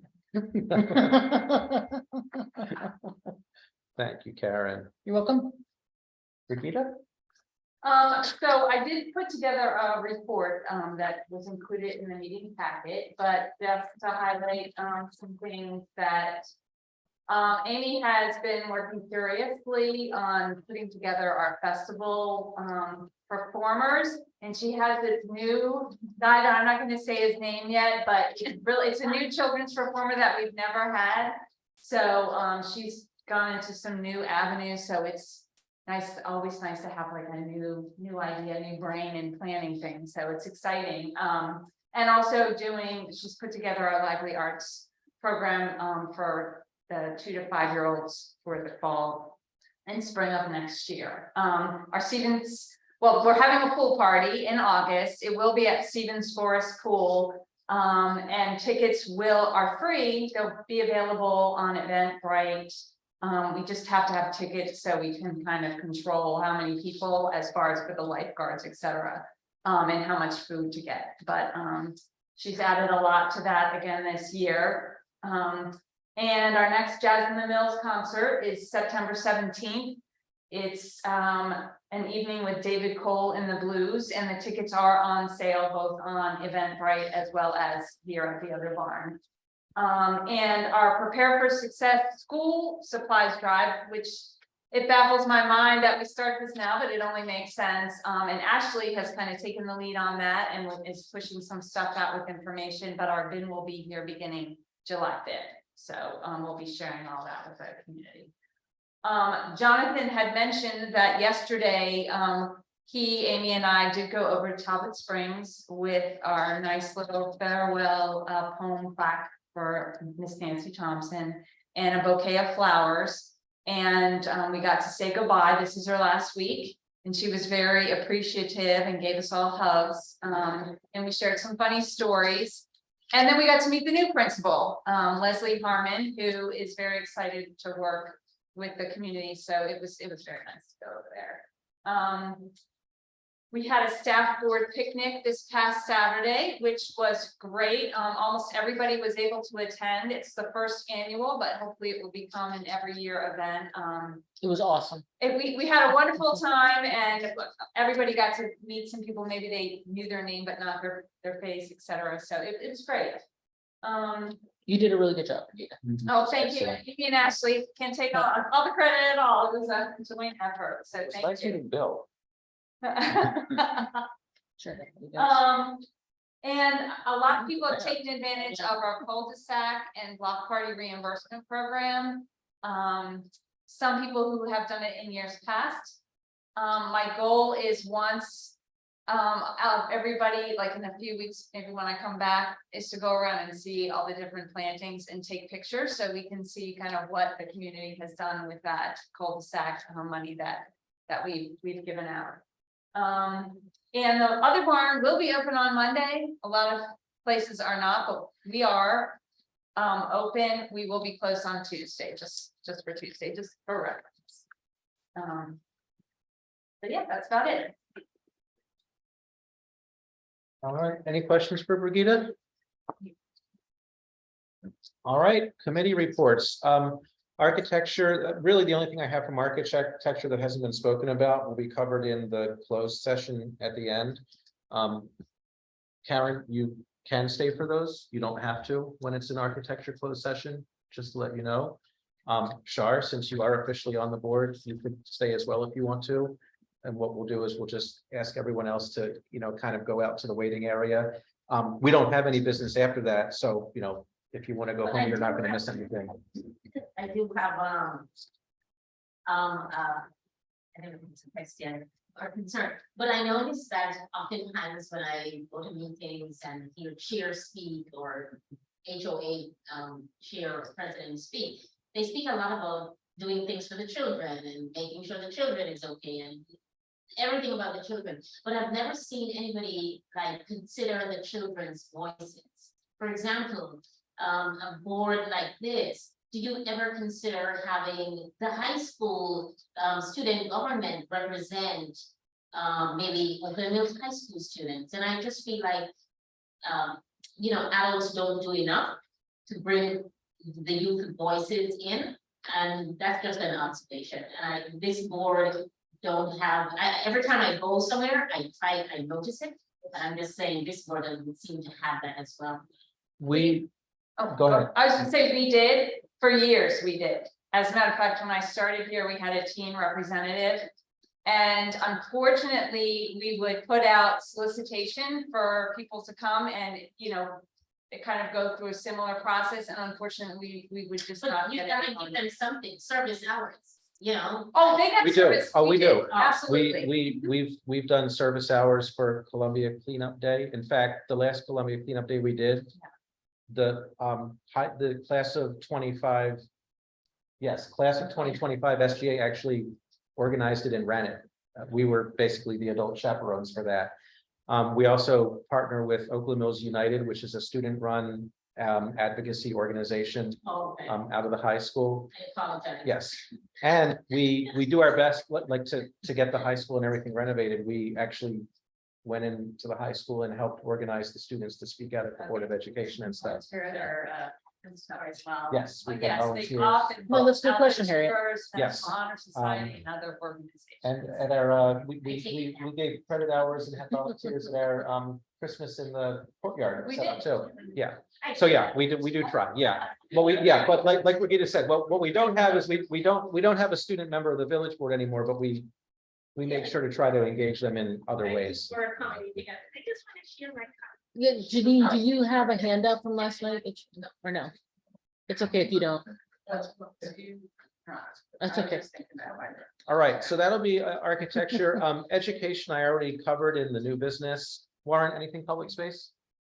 Very briefly, we talked about the hill the unsightly hill on Thunder Hill Road behind Oakland Hills High School and Northfield. And you had said you were going to reach out to a board member, Jonathan. And I mentioned that to Bruce, they thought it was a great idea, and I reached out to Katie Brooks. And maybe Karen, you might know someone. Bob Marietta and I talked about this on Saturday because he's very interested in doing something. We started talking about some Good. things, so I have to figure out some things about like what can the CA board do, like, but yeah. Right. Yeah. So we talked, and Bob's gonna reach out to EcoWorks. Yeah, I saw you got him on. Okay, Yeah. and I haven't reached out to I was out of town for work last That's week, all right. so I will be reaching out to the board member. I just Consider yourself toast. hope, staff, whatever. Whatever. We probably want to time anything that we would do with whatever the construction's gonna do and how that's gonna go. It's- Let's absolutely have a plan for that. Well, that was part of the conversation I wanted to have with the board member, because I'm wondering whether Right. with all that capital money flowing into the construction, could some of it be applied to the grounds in addition to the building? Because they're gonna have to do work on the grounds anyway. Warren, was it that the, is it the principal, like the school, the high school principal doesn't really have any interest? Is that what Bob was telling me? So. Oh, no, he does, no, I actually, That I principal I does, talked to maybe it was him. the Board of Ed. I Bob talked was to saying him. somebody really wasn't interested. The school system, Yeah. It's how we take- So the yes, guy that's- yeah. takes care of the land, what was his name? Anyway. I can picture him, Yeah. I'm losing his name now too. Well, I mean, I just put something out in my newsletter about Megan Cole working with Thunderhill Elementary School. One of her projects was to put in a veggie garden. And I'm not saying we have to have a veggie garden on this hill, but I feel like something can be done if Howard County Public School System was willing to do that. Maybe if there's student involvement in whatever our solution is, that might make a difference. And we don't know, Right. but, well, in the last meeting. Yeah, you were, I was remote. So you weren't here, we talked about, coming up with a plan. Right. Probably the first step, because we really never had that, we never had anything that said, hey, this is what we want to do. Do we want it to look like, have you seen some of the highway, some of the fields next to highways? They're all just full of flowers. Flowers. Yeah. Why can't we have that as opposed to Japanese stilt grass, Mhm. you know, I hate that. right? We should maybe pull in Hans Flugate from, he's going on vacation, but maybe we could talk to Hans, who runs the green team over at the Interfaith Center. But I think we're kind of getting ahead of ourselves. Solution. The first thing we gotta do is the school system. You have to find a way in to Right, get someone to support whatever idea we come up with. And we need to come up with an idea. So that's Yeah. kind of the whole thought on that. and that's where I thought, because we've talked to the staff. Yeah. That's where I thought maybe if I talk to this member of the Board of Education and try to maybe tie it in with what's about to happen there. We might get something done, because the other issue I know the school system staff had, and this is like central office staff, not the principal, is. Well. Anything that gets done there, the funding has to be there to maintain it. All right, well, Correct. if millions and millions of dollars are about to flow into that campus, from built to learn to. Renovate and knock down buildings, build new buildings, stuff like that, well, maybe we could also use that to set something up that's sustainable. Like, I think one of the things I don't know if I said this last week or just said it to you privately, like, maybe they could even put some money into, building tiers there to kind of flatten it out and step it down so that you could realistically have gardens or other plantings there versus just this slope. Aren't the that kids that beating a erodes. path on it? Aren't they crossing across the hill? Isn't The there like cross a country team uses They it. are. dirt path And there? that is something the principal wants to support because that's very popular. It's part of the cross country Right. group. Yeah, And so that's something that needs to be there. That's one of Okay. the requirements. Yeah, I know it's kind of unsightly, but I think maybe someone can figure out a way to do that. But it's Yeah. not me. I'm not a landscape architect, but We have so many resources at our Right. disposal to talk through ideas. but we just need to get some connection with the school, someone there. That's what we really need is that inroad. And we don't really have it yet. So we're trying that. That's where I think, Warren, I know this is kind of getting the cart before the horse, but maybe talking to Megan Cole, Rebecca, the Arts Sure. Alive group and seeing, maybe some things that they suggest. So we did talk to Megan. We had Megan earlier. out, yeah. She was there. She tried to do things through the what is it, watershed Mhm. stewards. And they came out and they said that the actions that have taken place on the hill have controlled the erosion, and that's what the watershed steward committee is, that's What they. what they're in charge of. Yes, so there's nothing else they could do. It's really not a project for them anymore. Okay, So but that was going to be Megan Cole's project. You know, you need a first project. That was gonna be hers. So she's aware of it. She supports doing something. She wanted to do, you know, butterfly garden or something. yeah, but- yeah, But that's the other challenge, like the, you know, blessings in the backpack gardens or the butterfly gardens that are going off to school. Those are pretty small spaces. Exactly. This is a big Yeah. stretch of land. And that was, as we were out there, that was the challenge that everyone was identifying, like, okay, who has the money to redo this thing and then maintain it? Right. That's one of the big challenges, because there are plenty of people who have ideas and want to help until it comes time for how do we pay for this? Like, I- even if I we were think to clear it and seed it with wildfires, it's going to be a significant wildfires, Are we doing wildflowers. You know, it's. I'm thinking burn it, right? And then plant, but, you know, there is a lot of land there. There's gonna be a significant expense to do that. I So think it one needs of to be the a things- cooperative then. Bob had, which was a very interesting idea, he said was that he has an area of land like that that's kind of unsightly. He put up a sign and said, this area is for renaturalization or something like that. So he explained it and then the complaint stopped. They did put up signs. Did they? I don't know how well they explain it, but they do have signs explaining that it's no mow. I forget what else they I think say, it but just they, said no mow. oh, is that all it says? I don't remember. Don't. I'll have to go So he walk by said we there. should just put a sign up and then, That would be that's what, he had success with that. My feeling is, based on all the feedback about that hill, because it's one of the two main entrances into the village center, et cetera, is no mow, yes mess. It looks like a mess, even though if they've let it go to nature, that's not the place to let it go to nature.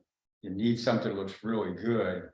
Nature can happen somewhere else, but not at the main entrance. Because I've gotten probably a dozen complaints over the past couple of years. People say, what's going on? It's ugly. It's a mess. Nobody cares what happened. So No, to me, that's not the best place to do a no mow. There are other good places to do no mow, but that's not it. I mean, the reason it's no mow is mostly because it's dangerous to mow. Yes, oh, I agree with that too.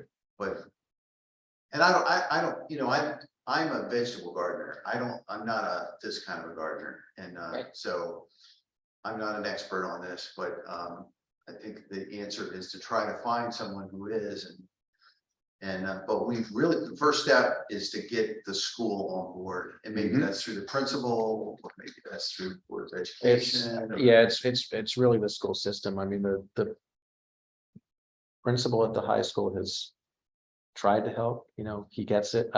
When I was in that meeting with him, I mentioned that there were complaints again. He said, oh, I hadn't heard anything. I said, yeah, that's because I'm not passing them on to you anymore, because I know your hands are kind of tied. Mhm. Okay, well. and the that's- trees that are planted there are dying because of the, Yes, and they never finished planting those trees because they ran out of funds. Yeah. And that was actually, I believe, the county highways department that planted those trees. Correct. no, that's fine. This was kind of a joint decision to stop mowing.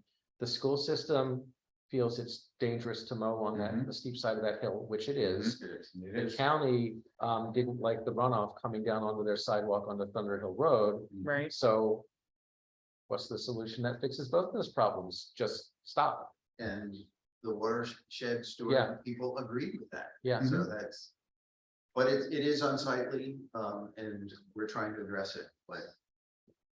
We we're not need gonna ideas. Solve that tonight. No. Bring all your ideas, right?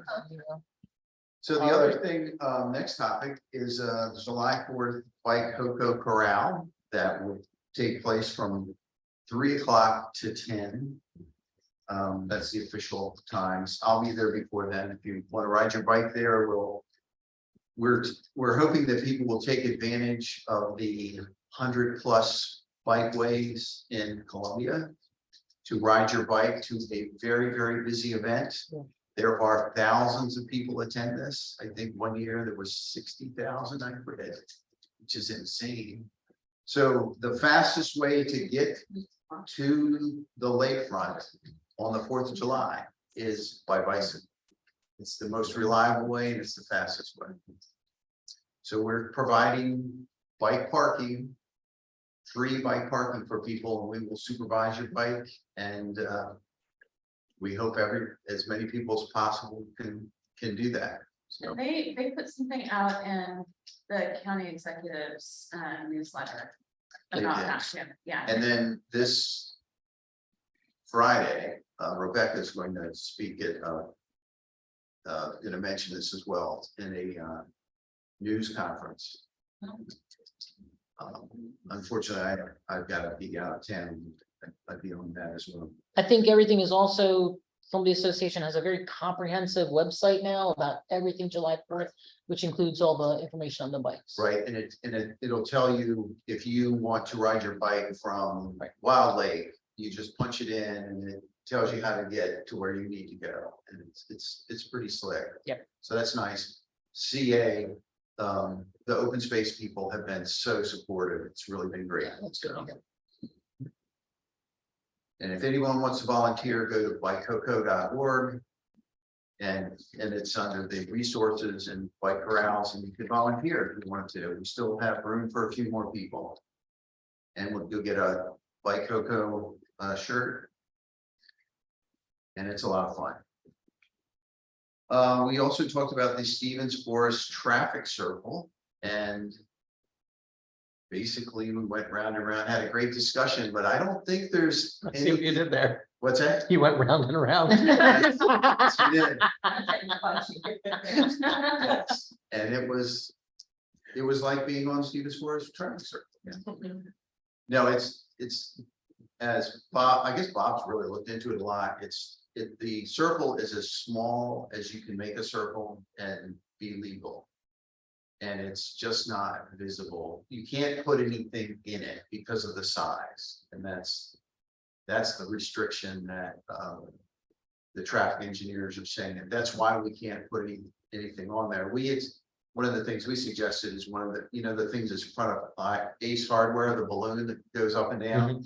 You might be able to put that in because it's, if a truck hits that, it's not gonna be any damage. The cranes will be calling me in the. But you can't put it. I understand, I still don't understand why they can't put in the bendable pylons, because cars should never touch those unless they're really not doing what they should be doing in the circle. And if you have a long wheelbase truck, those things are designed to bend, without doing any damage to the vehicle or the pylon. I don't know. Cars are driving, in addition to not stopping, they're also driving across the circle. Is that what I'm understanding? Yes. Yes. Okay, I didn't realize that as well. I just think it's death defying there. It scares the hell out of me every time I have to use that traffic circle. If you go southbound, it's difficult to see, even though they have all the signs. I'm not sure why. I think it's just because of the curve and the grade, so. So absolutely nothing can go, including an arrow pointing the direction you're supposed to go. Like you couldn't have like arrows. Not as far as I know, there's nothing. But, I mean, we sent a letter. Mhm.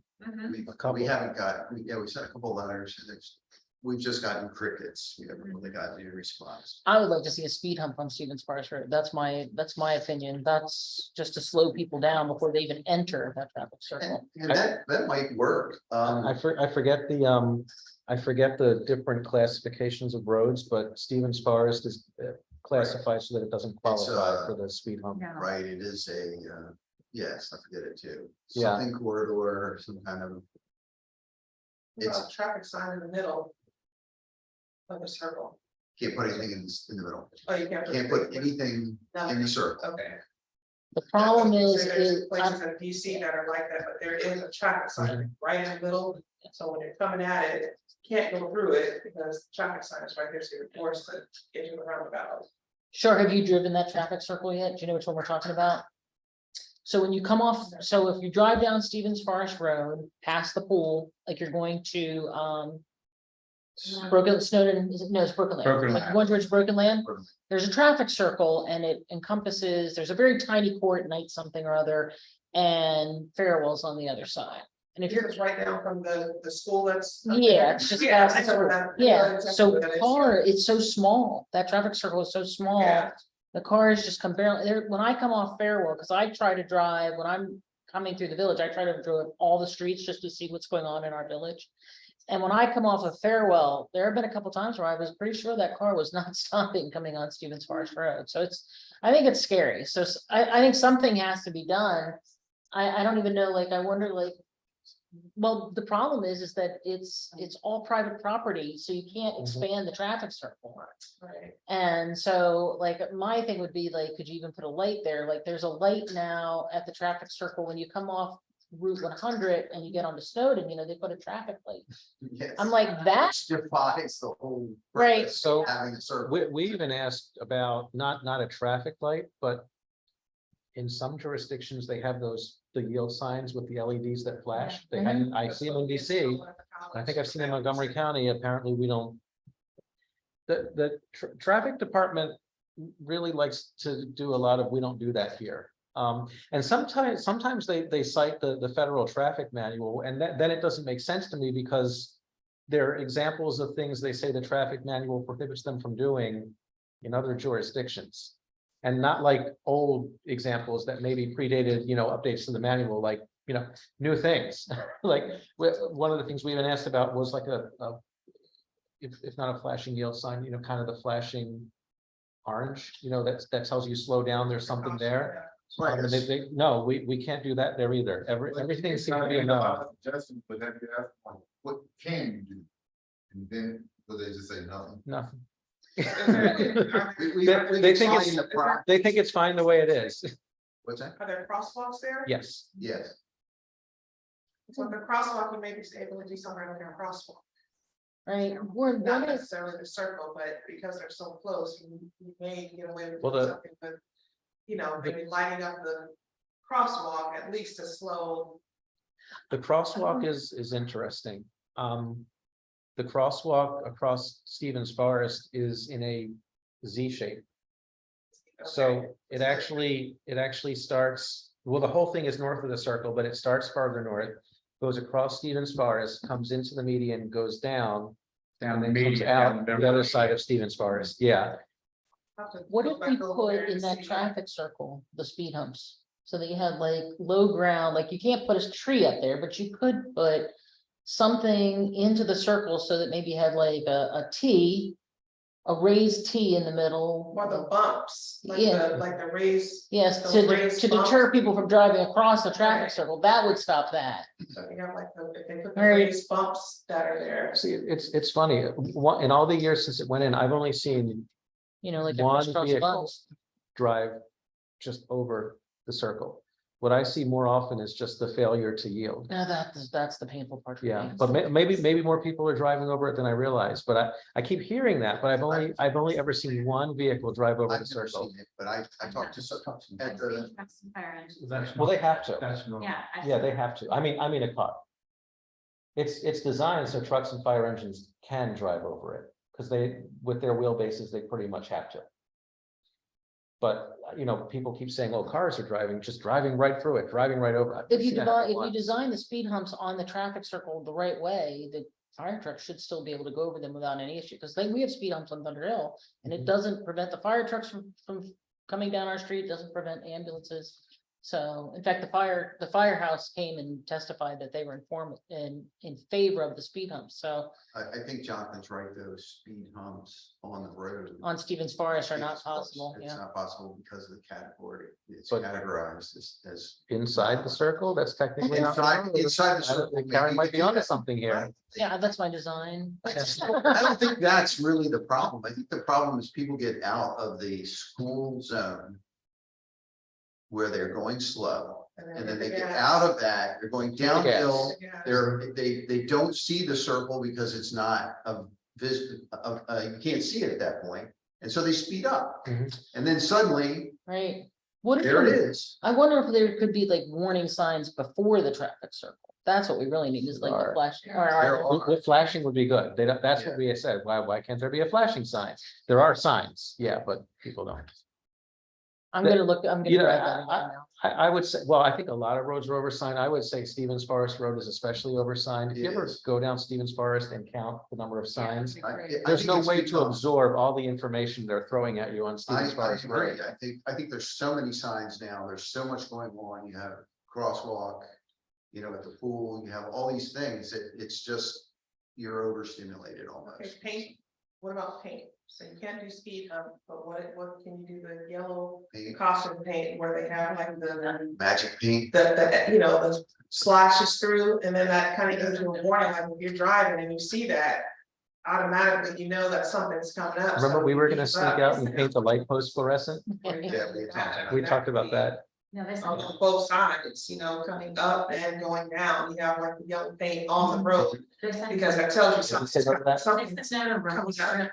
I also think that maybe they should. They create did- the oh, they roads definitely and said make no to some rumble ways that strips, we and I can understand different. why. Right. That would be really Like, annoying to the. If you're people going who really live fast, it by the makes a side. screaming noise, but if you go 25 or 30, whatever it is, it sounds fine. I don't remember paint.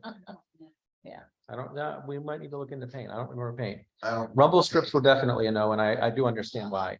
If you lived on one of those Oh, you four could hear corners, them. you wouldn't want Oh, those yes, rumble yes, strips yes, yes. in Okay, front of I your gotcha, house day I and night. gotcha. Yeah, But with that bright paint, you know, Mhm. if that's not automatic.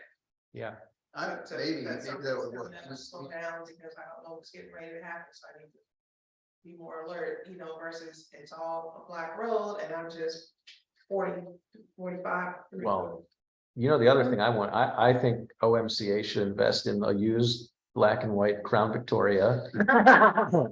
Stick a hair dryer, yeah, stick a hair dryer in the window. And just park it there. and see if It would people scare a slow down. lot of people. Yeah. Get a lot of That people- comes up at every time we talk about this in Uh-huh. public space, it comes up every single Uh-huh. time, let me tell you, because that's been very effective. Uh-huh. over the years, yes. But I don't know what to do because you have to get, again, you have to have support of highways, Yeah, and we don't have that. yeah. They put this in and I don't know how to fix it. So if Karen, you can do that. I'll start asking questions. I'll start seeing what I can figure out on that one. Can you guys, Brigida, can somebody send me all the documentation on this, just so I have it? So- Well, there's a lot, Karen. I'm happy to do that, but I have a note, look into all the letters and that we've Yeah, I can sent dig 'em and up what's the response, because I mean, it has been on our request since it's been put in. It's even in and our I budget, know- our annual budget request. Do we have it like in a Google Drive or something, so we don't have to print Oh, it out? some stuff. I can, I don't want to, if it's too much of a hassle, I don't like it. well, it's actually things I like to do. Oh, to okay. Research things like that, but I just, it can't be done in just a. You can't get that done by tomorrow? What the heck? I Just kidding. But next week, Um, you're on. When you're off, right? Next week, we got nothing going on. All right. No, I have Brigida, a note to look into. Whatever is a reasonable amount of time. Okay, that's- absolutely, absolutely. Maybe not tomorrow morning, but you know, Right, tomorrow by noon. Exactly. Yeah. So, the, Bland Air Park, we decided that the undeveloped side, we decided that we should look into that and see where things are on that. Because, you know, they're going to put an overpass. That's in the plans, and we want to know what they plan to do on, you know, Bland Air Park have you been to the park on our side? On the, We have, Well, the 175? yes, No, I haven't been to. I don't think they've I've been to changed the Buffalo. plans. They're all out on the the, plans are. on the still site. They're all Right, out I on the just- site, yeah. You well, just want to know the timing. I want to know the timing and I want to Oh, know it's- about yeah, lights. it's years and years and years. Lights. Oh, wait a minute. Yeah, I feel like the development of. With that what side we is- got on this end, Thunderhill you can take a few lights up there. Hey, this is why we need you, Shar. No, I think what they plan to do in that side is have like a children's garden, but there's gonna be a lot more parking. They're gonna put an overpass in, so the longer they take to develop that, it's fine. with But me. it was gonna be primarily like natural, like Yeah. more of a natural Was there, setting I than. think it's Some planned to have trails. softball. Was it gonna have a softball field Were they? there? I thought they were just gonna have like picnic pavilions and keep it natural. No? Not all. There's, I mean, the sports stuff, there's plenty of fields down on the other side, and Well, so. I don't know. I should revisit that. I don't wanna At debate. least go and look on what. I don't want to debate it, because I really like the undeveloped part of it. I love okay. going in there. The dog I used to take in there is no longer with me, but he and I used to have a great time in there. I would go snowshoeing in there if it Yeah. snowed, and No, it got me through COVID. I went there almost every day. That's, I started exploring in there during COVID, Did you until go I in? started sinking in one part. It was really. Yeah, there's. Don't go in if it's there's warm and marshy wet. areas. You gotta go, and don't go in right now, because there's too many ticks in there. Yeah. Not go in right now. No, that's true. So the last thing is we had our meeting, the last meeting we had at Blandere Regional Park at the Playground North. We'll have it there again Okay. In July. in July. I could Alright. actually come this time. I'm gonna be around for It's fun. it. Hear what you gotta say about it. All right, let's do the bulletin board, Amy. Thanks for coming to the picnic, those of you that were there. Thank you for your work. I love seeing everybody there. Rita, Same, thank you very much. Turned out to be a great event. Jill, None? Karen, I'm good. Warren, Yeah, thanks for the party. Yeah, thank you for the party. That's what I meant. Rebecca. I think She's put still the kids to there? bed or something. All right. She's brushed her teeth. Well, for me, again, thank you. Thank you very much for the picnic. I had a great time, and I we hope it becomes an annual occurrence, like Me you said too. it would. Now we're gonna hold you to it. And I hope. please pass that on to Ashley as well. Will do. The thank you, not that we expect you to do it. All right, so actually, we're technically not adjourning, but we are going to go into closed session now. It's optional for you. You're welcome to stay. Is there anything, resident issues that I would care about? No. Is there, okay, This is to determine whether we're going to go back to CA to release the flag and close out